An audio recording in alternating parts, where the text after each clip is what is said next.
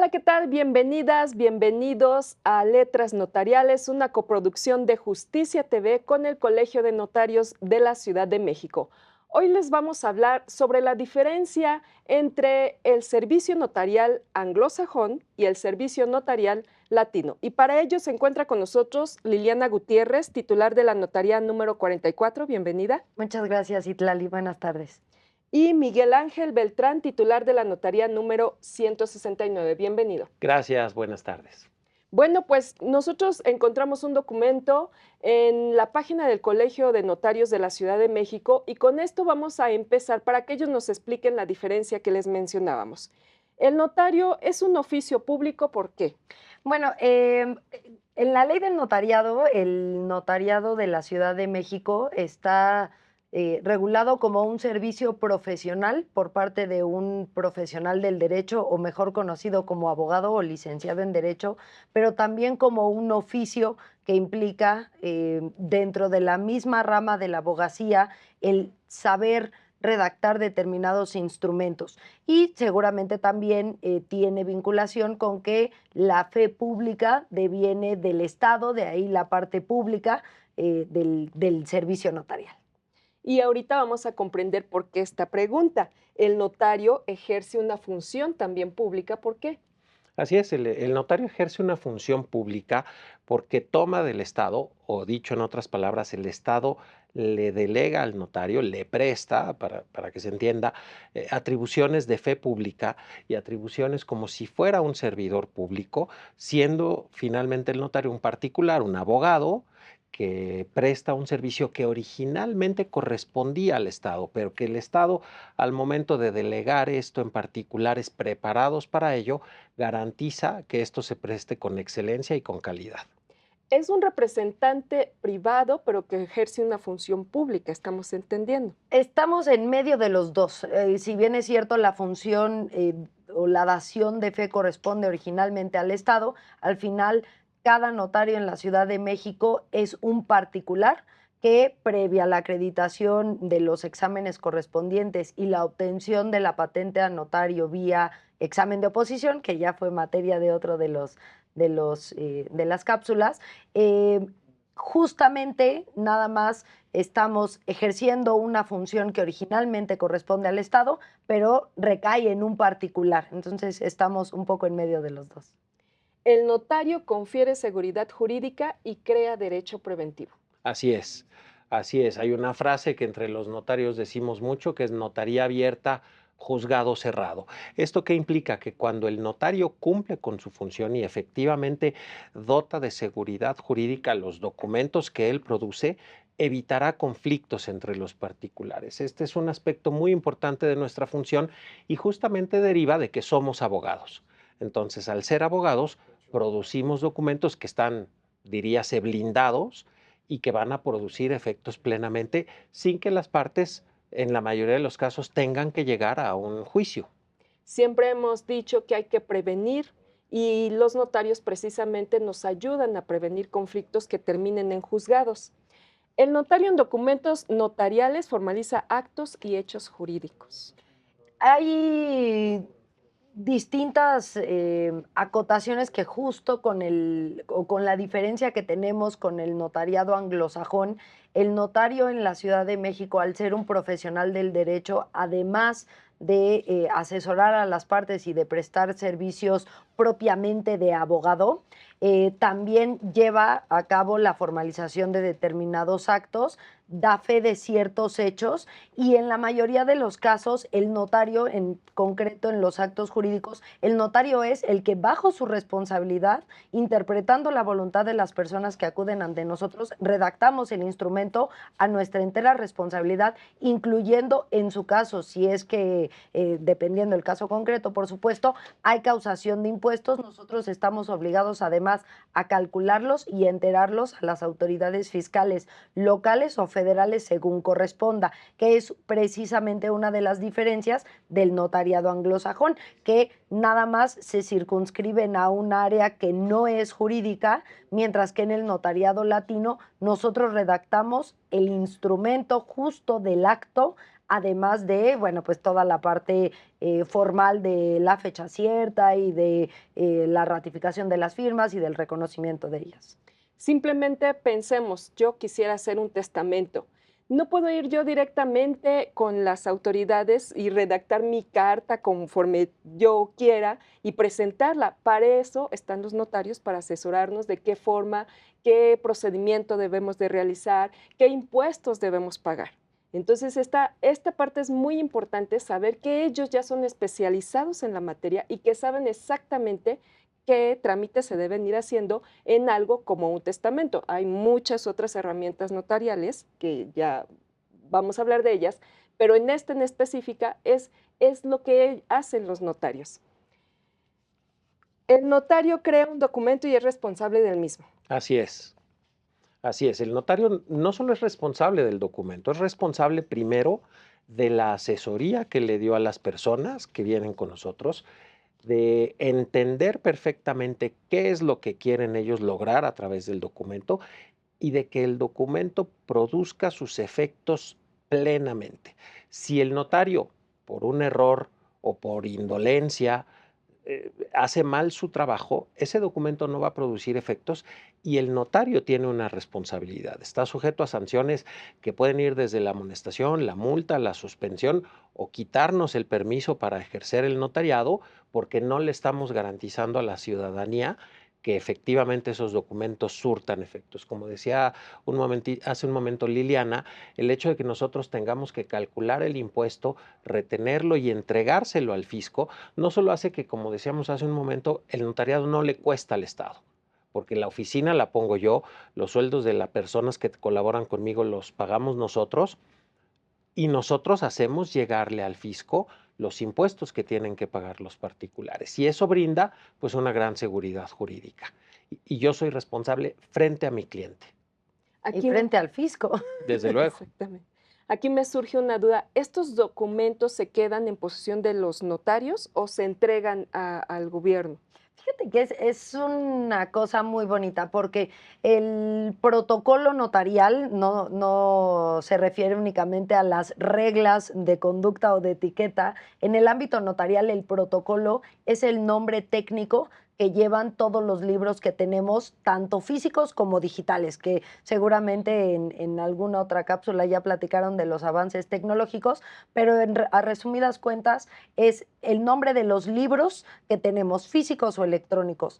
Esos libros se componen de folios, que son hojas que tienen una regulación específica y que en esos instrumentos o en esas hojas vamos asentando los instrumentos que firman las partes y autorizamos con nuestro sello y firma, electrónica o física, cualquiera de las dos. La reproducción de ese documento es lo que tradicionalmente el público en general le llama la escritura.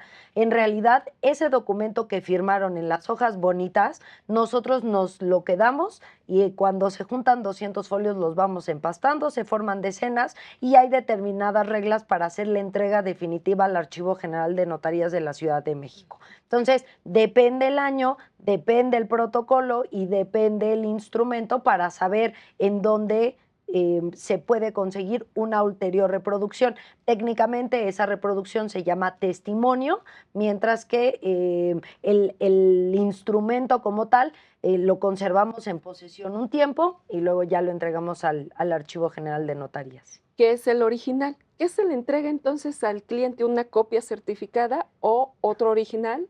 Se llama testimonio. Hay maneras distintas de reproducir los instrumentos. Una de ellas se llama testimonio, que es la que tradicionalmente se conoce como mi escritura o como mi testamento. Y hay otros medios de reproducción, ya bien mencionabas la copia certificada, que es otro medio de reproducción con una regulación también específica. Pero igual de validez tienen. Sí, tiene el original y sus reproducciones tienen exactamente la misma validez. La única diferencia es que el matriz o el documento original siempre lo conserva el notario o el archivo para posterior reproducción, porque si alguien pierde su escritura, pues en realidad está perdiendo una reproducción de ella, ¿no? Y siempre del matriz se pueden sacar más testimonios. Bueno, Liliana ya nos adelantó un poco, pero quiero seguir con los puntos. El notario los conserva en un protocolo y Ujú. expide ilimitadamente copias. Así es. Sí, la conservación de los documentos que elaboramos es muy importante porque se conservan en papel, en libros encuadernados, así como estos que tenemos aquí, pero además se conservan digitalmente. Ahora con las nuevas tecnologías tenemos la obligación y la responsabilidad de conservar un archivo digital de todos nuestros documentos, de tal manera que esto garantiza que nunca se va a perder el documento. El documento original, que es el que tengo yo en mi libro y en mi nube, nunca se va a extraviar. Y además puedo reproducir ese documento y entregar tantas copias u originales me sean solicitadas por las partes, es decir, por quienes, por el que vendió y por el que compró, por sus herederos o por el juez. No le puedo dar documentos a quien me los pida en general, porque tenemos obligación de guardar el secreto profesional y si tú me pides el testamento que otorgó tu tío, pues yo no te lo puedo entregar, se lo tengo que entregar a tu tío o a los herederos que ya me acreditaron que falleció el tío y que yo ya me cercioré que tienen interés, solo a ellos les puedo entregar el documento. Entonces esto pues da mucha seguridad a lo que hacemos. Y que es diferente, perdón, Ujú. en No, el, en el notariado anglosajón. La matricidad del notariado latino conserva además bajo nuestra responsabilidad el resguardo, a diferencia del notariado anglosajón, en donde no conservan una matricidad o no hay un original del cual se puedan hacer las reproducciones. ¿cómo Lo hacen? pierden, pues lo pierden y Perdón. ya, lo devuelven a las partes. ¿Quién se acuerda qué decía? Por eso es que es mucho más seguro nuestro sistema. ¿El sistema latino también se aplica en otras partes del mundo? Sí, de hecho hay una unión internacional del notariado de corte latino. Por ejemplo, un caso súper simpático es en Canadá, que la parte francesa de Canadá tiene el sistema latino, mientras que el lado no francés o el lado inglés tiene el sistema anglosajón. Entonces, en un mismo país tienen dos sistemas de notariado. Es un caso curioso, pero en muchos países han adoptado el sistema latino precisamente por esta garantía de matricidad, de seguridad y de responsabilidad, sobre todo, que el Estado descansa mucho pues en delegar esa responsabilidad también. Muy bien. Este sistema latino, perdón, viene desde Roma. Entonces se usa prácticamente en toda Europa, prácticamente en toda América, salvo Estados Unidos y la parte anglosajona de Canadá, en muchos países de África y China también recientemente adoptó el sistema de notariado latino. Pues ya con China, pues ya prácticamente todo el mundo se rige bajo este sistema, que es el que da seguridad y certeza. Y continuando de nuevo con el documento, los documentos notariales hacen prueba plena y son títulos ejecutivos. No todos. El título ejecutivo es una característica de ciertos actos por determinación de la ley. Entonces, hay determinados actos que por ministerio de ley se les dota el título ejecutivo. Sin embargo, en la mayoría de los casos en donde se requiere hacer o se requiere un título ejecutivo, la mayoría de ellos se otorgan ante fedatario o ante notario. Por eso es que muchas veces podríamos caer en la confusión que todo instrumento público es título ejecutivo, cuando en realidad más bien muchos o la gran mayoría de los títulos ejecutivos deben constar en documento auténtico y por su propia naturaleza constan en un instrumento. Muy bien. El notario reconoce firmas y coteja copias contra originales. Así es. Es importante señalar que efectivamente los documentos notariales, si bien no todos son documentos ejecutivos, un documento ejecutivo es que yo pueda llegar y embargar o que el juez ordene el embargo con la sola vista del documento ejecutivo, pero todos los documentos notariales sí hacen prueba plena, es decir, como son emitidos por el notario en ejercicio de sus funciones, quien tiene fe pública, quiere decir que ese documento es irrebatible a menos que alguien con todas las de la ley demuestre lo contrario. Por eso es que podemos hacer el cotejo. ¿Qué es el cotejo? Que una persona pueda llevarme su acta de nacimiento, su cartilla de servicio militar, su nombramiento como juez, como magistrado o alguna escritura notarial. Yo saque una fotocopia y a esa fotocopia con mi sello, con mi firma, con la autenticación digital que ahora lleva, va a tener prácticamente el mismo valor que el original. Ese es el cotejo. Y el reconocimiento y puesta de firmas también tiene muchísima importancia, porque cuando una persona me exhibe un documento y me dice, mira, notario, yo lo voy a firmar aquí enfrente de ti, yo identifico a esa persona está ratificando lo que dice el documento y por lo tanto no queda duda de que ese documento existía en la fecha en que me fue presentado, estaba redactado como yo digo que está redactado y que fue firmado por el señor Andrés Pérez López, a quien yo identifiqué, de quien me cercioré que es capaz, y entonces no queda duda de que ese documento es original, es válido. Le recordamos a nuestro público que estamos diciendo las características del sistema notarial latino. En este sentido, estamos nombrando los puntos que caracterizan a este sistema, obviamente. Los documentos notariales deberán tener reconocimiento internacional. Hay dos modos de exportar, si me permites la expresión, los documentos notariales o los documentos inclusive otorgados por alguna autoridad mexicana. Básicamente son dos, el sistema de legalización y el sistema de apostilla. La legalización es un procedimiento un poquito más complejo en cuanto a pasos y autoridades ante las cuales hay que presentar el documento para validar las firmas, mientras que la apostilla es el proceso simplificado de legalización de documentos. Y prácticamente es o deviene de un tratado internacional celebrado por México con distintos países, que desde 1969 a la fecha ha habido cada vez más países que se han adherido al sistema porque es mucho más sencillo y eso nos permite insertar la apostilla que hace, bueno, en el caso de los notarios de la Ciudad de México, llevamos nuestros documentos firmados y sellados por nosotros al Archivo General de Notarías en la Ciudad de México, que tenemos también registrado ahí nuestro sello y firma, y ellos asientan la apostilla, certificando que en efecto el sello y firma que consta en el documento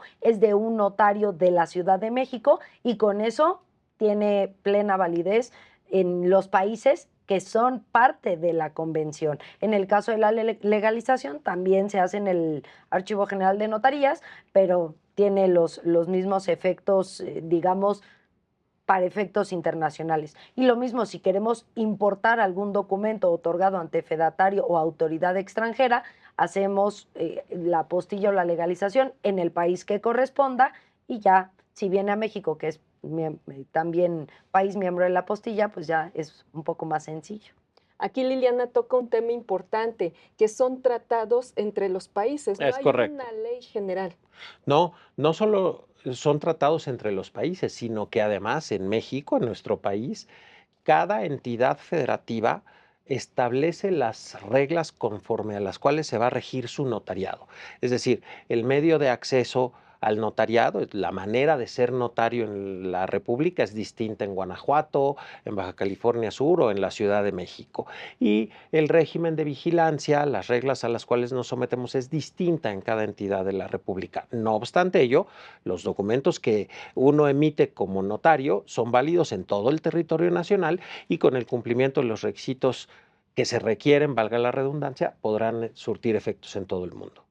Y por ejemplo, en casos muy, muy básicos, ¿cómo se hace cuando una persona en el extranjero, en este caso tenemos muchos connacionales en Estados Unidos, quiere hacer un acto jurídico de sus propiedades aquí? ¿Cómo opera? Ese es un caso muy interesante porque así como en materia de embajadas aplica el principio de extraterritorialidad, también aplica en la dación de fe pública. En muchos embajadas y consulados también están los cónsules que tienen funciones de notario para determinados actos que vayan a surtir efectos en territorio nacional. Si una persona está en otro país porque se va a ir de vacaciones, está estudiando en otro país, lo mandaron de trabajo a otro país y quiere, por ejemplo, otorgar un poder para que alguien lo represente aquí, va al consulado mexicano, que el cónsul tiene funciones de notario y le rige de manera supletoria la ley del Servicio Exterior Mexicano, la ley del notariado de la Ciudad de México, otorga el instrumento notarial ante el cónsul y ese sin apostilla llega directo al país, porque con el mismo o con la misma simulación de la extraterritorialidad de las embajadas y consulados, como que nos extendemos un poquito, lo mismo pasa con la fe pública.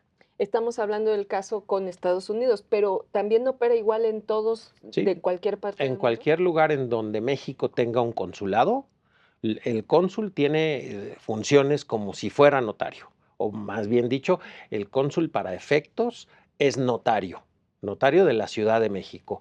Y además un particular podría ir con un notario argentino, español, ruso, otorgar el documento en ese país, en su caso traducirlo y que le pongan la apostilla y va a tener plena validez en México. Muy bien. Y continuando con las características del sistema de notarios latino, el notario se rige por el principio de numerus clausus en una demarcación. ¿Nos puedes explicar? Sí, lo que sucede es que aunque los documentos que las personas acuden con nosotros y se otorga un instrumento, todos esos documentos tienen plena validez en todo el territorio nacional y en el caso de la extraterritorialidad ya platicábamos de la apostilla y de la legalización. Sin embargo, nosotros tenemos un límite de actuación porque aunque el poder que pueda otorgar Miguel Ángel ante mí para facultarte a hacer un trámite, lo puede otorgar y surte efectos en toda la República Mexicana, si Miguel Ángel no lo otorga en la Ciudad de México, ante un notario de la Ciudad de México, no podría permitir el otorgamiento. El numerus clausus en la circunscripción lo entendemos como el límite físico de la actuación del notario latino en la Ciudad de México. Si yo soy notario en la Ciudad de México, solo puedo actuar en la Ciudad de México, ¿no? Cruzando la frontera se acaba la fe pública. Sí, porque recordemos que todos los estados tienen diferentes legislaciones. Es cierto? correcto, sí. Y se pretende que se tenga una sola legislación para el servicio. Ha sido un tema muy debatido. A mí me encanta, una de las cosas por las que me gusta mucho ser abogado y ser profesor de la universidad es precisamente este debate jurídico. Y ha sido un tema muy discutido, si las reglas para los notarios deben ser las mismas en toda la República o no. Desde luego que siempre será mejor la uniformidad, respetando las leyes de cada entidad, pero mientras más se cuide a la función notarial, mientras más se cuide quién puede ser notario, qué requisitos se exigen para ser notario, cómo debe actuar el notario y qué sanciones se van a imponer al notario que no actúe conforme a la ley, será mejor. Antes de irnos a corte, un último punto. Los notarios entran a grupos en un único colegio. También es otro de los temas interesantes. En la Ciudad de México tenemos colegiación obligatoria. De hecho, uno de los requisitos para entrar en funciones como notario es ser miembro del Colegio de Notarios de la Ciudad de México y a nivel nacional está el Colegio Nacional del Notariado Mexicano, cuya inscripción, precisamente porque no tenemos una legislación uniforme, no es obligatoria la inscripción en el Colegio Nacional, mientras que en otras entidades puede no ser obligatoria la colegiación a nivel de esa entidad. Entonces también depende la legislación de cada estado y en la mayoría de los notarios en la Ciudad de México, la verdad es que el Colegio Nacional hasta físicamente está a escasas cuadras del colegio local y me atrevería a decir que la gran mayoría estamos en el Colegio Nacional también, pero no constituye una obligación y aunque sea un colegio de profesionistas o de notarios, tampoco hay una obligatoriedad precisamente porque carecemos de un marco uniforme a nivel nacional. Bueno, pues tenemos que hacer una pausa, pero continuamos con las diferencias entre el sistema notarial anglosajón y el latino que opera aquí en México. Regresamos.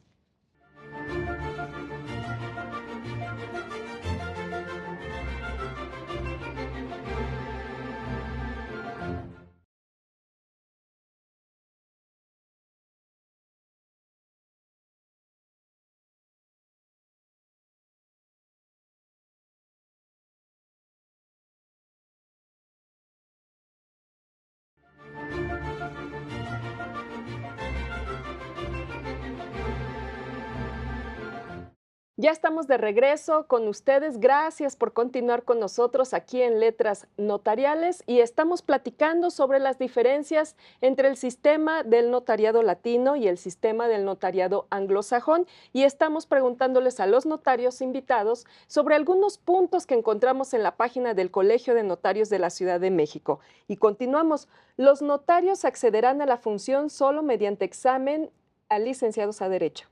Así, bueno, los notarios primero debemos ser abogados o licenciados en Derecho.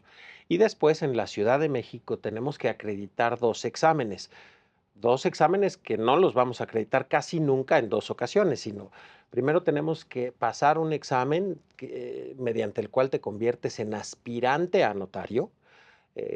Son exámenes de alto grado de dificultad, son exámenes que aplica entre el Colegio de Notarios de la Ciudad de México y el gobierno de la Ciudad de México. Son exámenes públicos, cualquier persona que quiera puede acudir y ver los exámenes, ver cómo se llevan a cabo y debemos demostrar que sabemos hacer una escritura. Ese es el examen de aspirante a notario. Se presentan muchos suspirantes, como decimos nosotros, al año y pues pasarán muy poquitos, quizá 3, 4, 6 por año, ¿no? Y ya que uno es aspirante, puede concursar en una oposición para ser notario. Es otro examen muy difícil y si quiere Liliana que nos platique. Pues nada más hemos escuchado que algunos notarios 6 horas tardan en presentar este examen y que la calificación máxima es de 7, pero puede llegar uno con 7.1, 7.3 y entonces se van yendo las aspiraciones. Es el tiempo mínimo por cada vez que se presenta alguien a hacer alguno de estos exámenes es de 6 horas. Eso es solamente para la mitad de la prueba. La mitad de la prueba práctica, que es demostrar que sabemos el oficio de lo que platicábamos hace rato, es demostrar que uno sabe hacer escrituras. Y ese oficio notarial se demuestra en un examen o en una prueba práctica, que es la primer mitad de tanto el examen de aspirante como de oposición. Son 6 horas en donde se tiene que elaborar el instrumento, calcular los impuestos, hacer un pliego de razonamiento para justificar la solución, las alternativas además que se descartaron. Todo esto para cumplir la primer mitad. Ya la segunda mitad es la parte teórica del examen, que consiste precisamente en réplicas orales por 5 sinodales, de los cuales 4 son notarios y un presidente del sínodo que se elige por parte de la autoridad del gobierno de la Ciudad de México. Y una vez terminado eso, que esa prueba teórica, dependiendo, podrá ir entre a lo mejor 2, 3 horas. De 2 a 4 horas, Sí. dependiendo el caso concreto, pues ya estamos hablando que en un día llevamos, ¿qué? 6, 7, 8, 10 horas ahí en pleno examen de aspirante, y en el caso de la oposición se divide en un calendario ya la prueba teórica conforme a un sorteo para determinar los turnos, porque ahí las calificaciones se van dando conforme se van presentando los sustentantes o los aspirantes y se la lleva o se la gana el que obtenga la calificación más alta a partir de 70. O sea, abajo de 70 es reprobado. Sí, imagínense los nervios de saber ya tuve el 7, pero aparte puede llegar otra persona que, como comentábamos, tiene 7.3, ¿no? O al ¿Sabe qué? revés también, o sea, ver una calificación muy alta también, pues uno dice, a lo mejor vale o no la pena presentarse, porque si uno se presenta y tiene sanción o tiene, no sanción, tiene consecuencia el desistirse y tiene como consecuencia el reprobar. O sea, el reprobar abajo de 65 implica que en un año calendario no pueda volver a presentarse el sustentante. Entonces, también hay que irle midiendo los tiempos, si hay una calificación muy alta, si vale la pena presentarse. Digo, ya el que sacó la calificación alta, que se espere. Y por ejemplo, si no alcanzamos la notaría en este examen de oposición, ¿debemos de volver a presentar el de aspirante también? No, una vez que eres aspirante, ya eres aspirante. Ujú. Puedes concursar, dependiendo tu calificación, en la próxima oposición o pasado un año, pero así te haya ido relativamente bien en la oposición pasada, vamos a suponer que quedaste en segundo lugar, pero no ganaste, no quiere decir que a la otra llegas con alguna ventaja. Todos vamos de cero. Borrón Y y cuenta entonces es nueva. borrón y cuenta nueva, y cualquiera puede ganar o te puede ir muy mal aunque te haya ido muy bien. Y yo quisiera recalcar que los exámenes son públicos. Insisto, cualquier persona puede ir y presenciarlos. En el Colegio de Notarios de la Ciudad de México, que está en la calle de Río Tigris, número 63, en la Colonia Juárez, normalmente Colonia Cuauhtémoc, Colonia, se es del otro llevan lado de los Reforma. exámenes y son públicos. La gente puede ver el grado de preparación de los sustentantes. Esto es muy importante. ¿Cada cuándo hay convocatorias? Em, Cada que haya notarías vacantes, una vez que un notario fallece, renuncia o cesa sus funciones por cualquiera de las causas previstas en ley, se hace un procedimiento de clausura de protocolo. Literalmente es el notario suplente o asociado, según corresponda, se hace un procedimiento para justo recabar todos los protocolos y regularizar si fue por defunción, si se murió al día siguiente después de haber firmado una compraventa, que se paguen los impuestos, que se den los avisos, terminar todo eso que ya esté en marcha, terminar de otorgar aquello que estaba pendiente por firmar, que ya solicitaron los documentos. Entonces se hace un procedimiento de clausura y una vez clausurado el protocolo se hace la entrega al Archivo General de Notarías. Como está el procedimiento en ley, es que se pueden concursar hasta 3 en una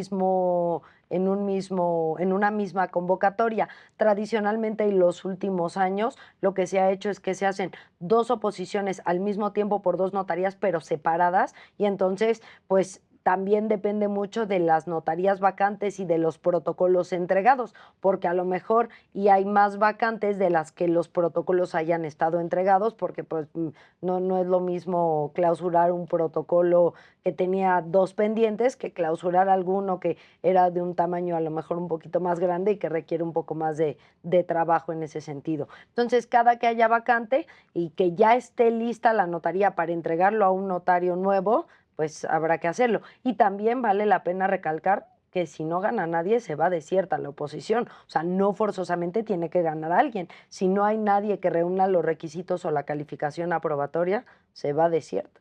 Esto quiere decir que a lo mejor podemos tener 2 aspirantes que saquen la misma calificación, 7.3 por decir algo, ahí es donde se causa desierta. No, porque si es arriba de 70, ya hay ganador. Ah, ok. O sea, que sea menos de la aprobatoria. Sí, 69 y nadie se la ganó.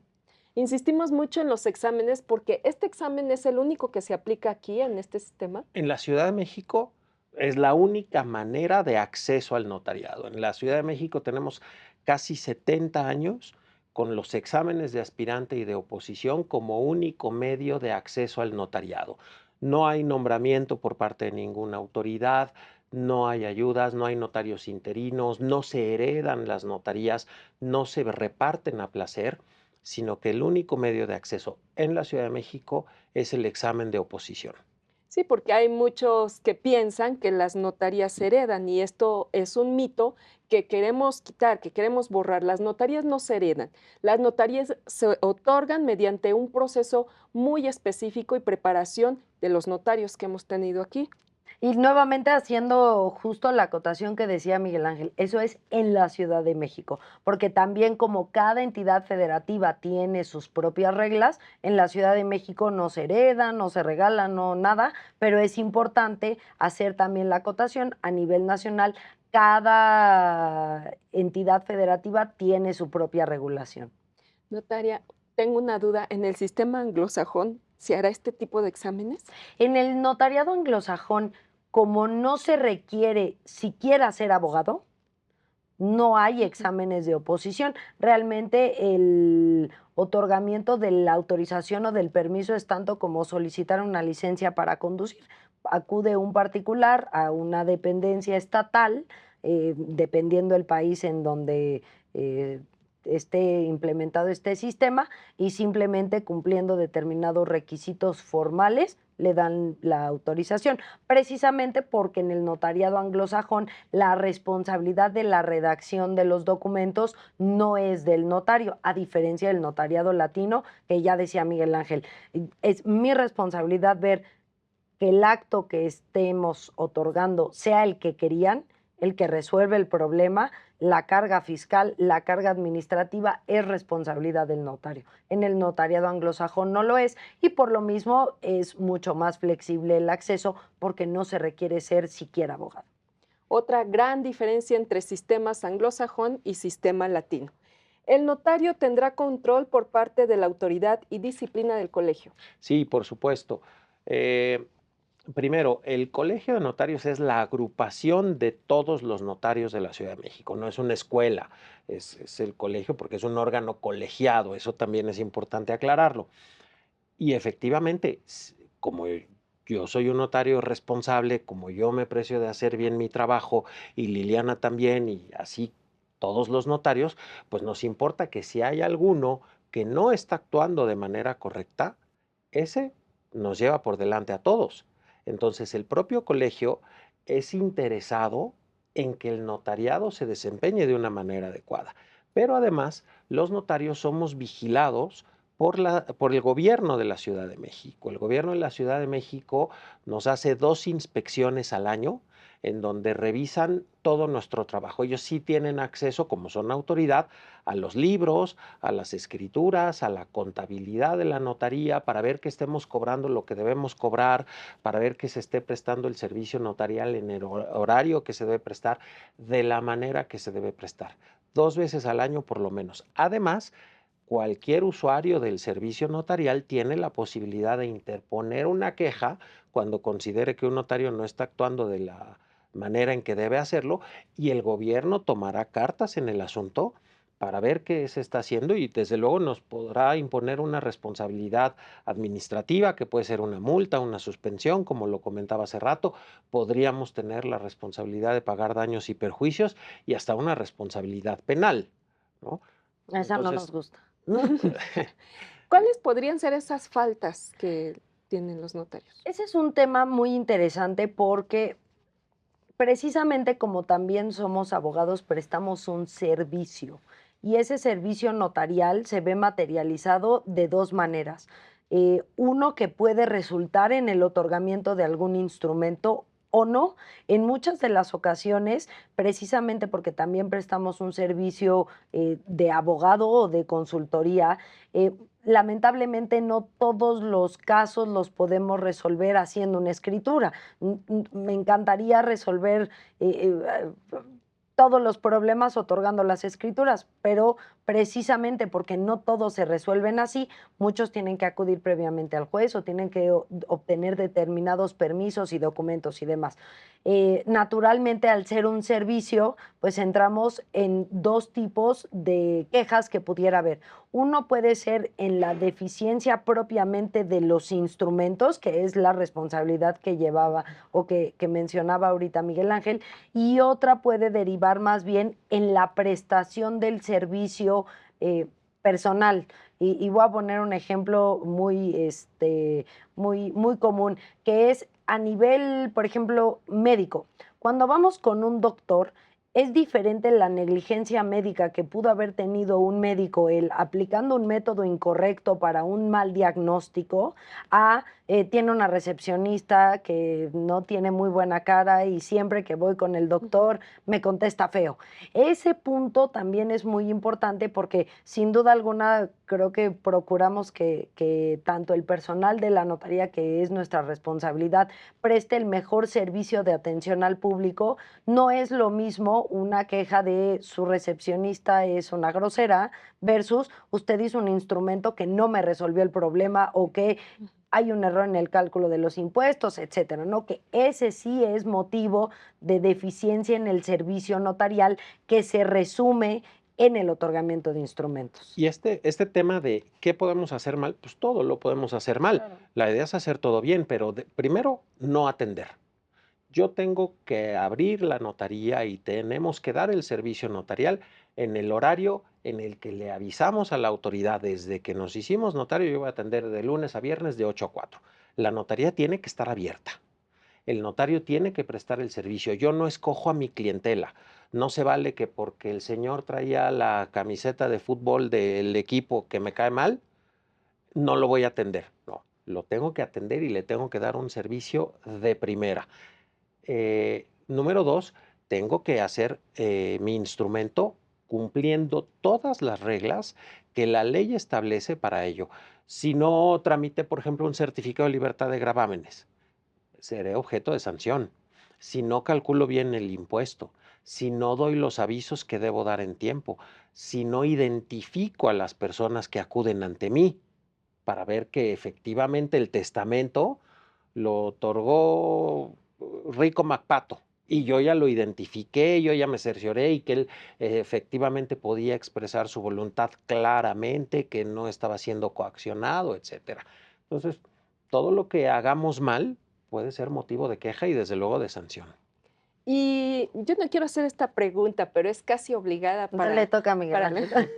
para nuestros usuarios. ¿Ante quién se pone la queja? ¿Ante el gobierno de la Ciudad de México o ante el Colegio de Notarios? Se puede interponer queja ante los dos. Se puede interponer queja ante el Colegio de Notarios eh, y se puede interponer queja en el gobierno de la Ciudad de México, propiamente en la Consejería General Jurídica de la Ciudad de México, que está así para que el público que nos ve y que nos escucha sepa dónde, afuera del Metro Candelaria de los Patos. Ahí están las oficinas de la Consejería Jurídica, pueden ir, interponer una queja y desde luego también nos pueden demandar, como se dice comúnmente, ante un juzgado de lo civil o de lo penal o fiscal, si es que hicimos mal nuestro trabajo.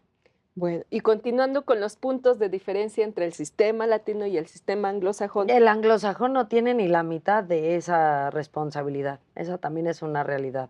Si hay una mala actuación por parte de algún notario anglosajón, el sistema de responsabilidades es muy diferente, porque quien redacta los documentos legales en el sistema anglosajón es el prestador del servicio jurídico, o sea, el asesor jurídico, el despacho o el abogado que le correspondió llevar a cabo ese asunto, mientras que el notario no tiene ninguna de esa responsabilidad. La tienen los despachos a nivel colegio de profesionistas, ya estoy con el colegio, en el colegio, en la barra que autorizó a ese abogado en el sistema anglosajón, normalmente donde ponen ellos los controles y los filtros, es en verificar quién tiene licencia para ejercer como abogado una vez obtenido el título o hecho los estudios correspondientes. Esos son los que tienen ante la barra correspondiente un régimen de responsabilidad de remoción de licencia y demás, porque en el sistema anglosajón no es el notario, sino el despacho o el abogado que prestó el servicio legal quien tiene la responsabilidad en todo caso de que hubiera alguna negligencia o algún mal servicio. Y esos sí son abogados, porque ya nos dijeron que no precisamente tienen la obligación de ser abogados, como aquí. Yo quisiera profundizar en algo. El hecho de que podamos ser objeto de sanción, el hecho de que se puedan quejar de nuestro actuar, no sirve solo para sancionarnos. Esa es la consecuencia de actuar mal. Pero entonces, los notarios, cuando estamos en el ejercicio de nuestra función, pues desde luego yo no quiero que me interpongan una queja. Ya no digamos en el colegio, ya no digamos ante la autoridad. Yo no quiero que la gente que fue conmigo esté hablando en la calle, en redes sociales. Ahora un dicho se propaga en segundos de manera exponencial. Entonces, ¿de qué sirve este régimen? De que el notario, antes de llegar a que se quejen de él, va a tratar de hacer su trabajo lo mejor posible. Habrá quien actúe negligentemente, bueno, será sancionado. Y habrá quien se equivoque, pues también tendrá que ser sancionado. Es un trabajo sumamente delicado el que tenemos que desempeñar y de ese tamaño, proporcional a la delicadeza que tiene, es nuestra responsabilidad. Y sobre todo recordemos que un notario ofrece un servicio y que también cobra por ello, que también hay muchos mitos en relación a cuánto ganan los notarios. Y ese justamente es una diferencia con el sistema anglosajón. En el notariado de la Ciudad de México tenemos un arancel publicado prácticamente a inicios de cada año, que nos rige a todos los notarios en la Ciudad de México y como toda norma jurídica, pues nos es oponible a todos durante ese calendario. Y en los meses que no ha salido publicado, pues seguirá aplicando el del año inmediato o del último publicado, ¿no? Que casi siempre sale por ahí de finales de enero, principios de febrero. También dependerá la cantidad de convenios celebrados por parte del Colegio de Notarios en la Ciudad de México para hacer consideraciones en ciertos supuestos o en ciertos programas para fomentar el otorgamiento de testamentos, las voluntades anticipadas, regularización de inmuebles en la Ciudad de México, que es la jornada notarial, y el programa de sucesiones para las personas que deseen adjudicarse un inmueble en la Ciudad de México y tienen ciertas reducciones tanto fiscales como en los honorarios, que eso también es una gran diferencia con el sistema anglosajón. Nosotros estamos concentrados, toda la erogación que tiene que hacer una persona con relación a un inmueble, se lo paga el notario y el notario se encarga de hacer el pago de los impuestos, hacer el pago de los derechos correspondientes, pagar la encuadernada, enviarlo al archivo, pagar esos derechos, mientras que en el sistema anglosajón se hace una división de esos gastos a distintos agentes. Y el del notario es el de peccata minuta, porque ya nada más llega a ratificar las firmas del documento que preparó el abogado. Para empezar, cada parte tiene que contratar a su abogado, por ejemplo. Cada parte contrata a su abogado que lleva la asesoría de cada una de las partes, redactan el documento entre los abogados, se ponen de acuerdo cómo lo van a redactar según los intereses de ambas partes, a diferencia del notariado latino, que es completamente neutral respecto de las personas que acuden con nosotros. No podemos dar ventaja a ninguna de las personas, sino simplemente redactar el documento. En el notariado anglosajón, además, los despachos emiten el dictamen correspondiente de la operación. Aparte, el comprador tiene que pagar sus impuestos con su abogado fiscalista, el vendedor tendrá que pagar sus impuestos conforme a las instrucciones de su abogado fiscalista, pagar los honorarios cada uno de su abogado más el de los fiscalistas, ya sin contar los gastos de inscripción del cambio de propietario en el sistema anglosajón, y ya sin contar sobre todo el tema del seguro sobre el título. En Estados Unidos y en muchos de los países del sistema anglosajón, una persona que adquiere un inmueble, puede no pagarlo, pero en la mayoría de los casos le recomiendan pagar un título, un seguro sobre el título, para que si hubiere alguna mala fe o alguna irregularidad del título del que le vendió, entra la aseguradora a responder de los gastos y de los daños y perjuicios. Todos esos gastos, ¿no?, menos el seguro del título, menos 3 honorarios de abogados, porque solo es uno, nosotros conforme al arancel hacemos ese cálculo y esa retención. Y cobran muchísimo más los anglosajones por toda esa serie de... Cobran por hora, Se normalmente se otorga o cobra no por nada. hora, no hay un arancel, y aquí, como decíamos, hay un arancel que es público, está publicado en la Gaceta de Gobierno de la Ciudad de México, y los notarios tenemos la obligación en nuestra oficina, no en la oficina, no en el lugar más recóndito de la notaría, en la recepción de la notaría, poner a la vista de todos el arancel, de tal manera que cualquier persona pueda ver cuánto le va a costar su trámite. ¿Cuánto gana un notario? Pues es muy difícil saberlo. Es lo mismo cuánto gana un doctor. Pues depende si todo el día, a lo mejor en una cirugía, ganó lo que se ganó al día siguiente dando consultas. La asesoría que damos los notarios en la Ciudad de México normalmente no se cobra. La asesoría. Decimos, nosotros cobramos por hacer escrituras. Y la escritura, depende del asunto, depende el valor de la compraventa, por ejemplo, se tienen derecho a cobrar honorarios que, insisto, paga aquella persona a quien le prestamos el servicio, no el Estado, no la ciudadanía en general. Pero es muy importante destacar que la mayoría de estos gastos es en impuestos que derivan de los procesos que están haciendo, ¿no? Aproximadamente en una compraventa, 5/6 partes del dinero que se le da al notario es para pagar impuestos, derechos y gastos, y 1/6 parte serían los honorarios, más o menos en esa proporción. Dentro de los cuales también está el impuesto al valor agregado. Exacto. Cabe destacar. Bueno, siguiendo, porque no sé, nos está acabando el tiempo, el notario está obligado al secreto profesional. Sí, además, como somos abogados, justamente tenemos un régimen de responsabilidad profesional a nivel abogado licenciado en Derecho, ¿no? Y por otra parte, por disposición legal, como notarios tenemos cierta obligación de secreto profesional pero al mismo tiempo tenemos la obligación de informar a las autoridades determinadas operaciones en determinados casos específicos. Y por mucho que querramos respetar el secreto profesional genérico de cualquier profesionista, tenemos también la obligación de cumplir esa obligación de informar, pues yo creo que más de lo que cualquier informe debiera tener, porque van a autoridades fiscales, autoridades judiciales, autoridades del Archivo General de Notarías. En materia de lavado de dinero, ¿no? Que no es violar el secreto profesional, es algo que por ley tengo que hacer. Pero esto del secreto profesional es interesantísimo porque, como decíamos hace un momento, eh, yo no le puedo platicar a mi esposa, a mis hijos, qué asunto estoy viendo en la notaría. No le puedo estar repartiendo copias a todo el mundo y el secreto profesional se extiende al notario y a las personas que colaboran con nosotros.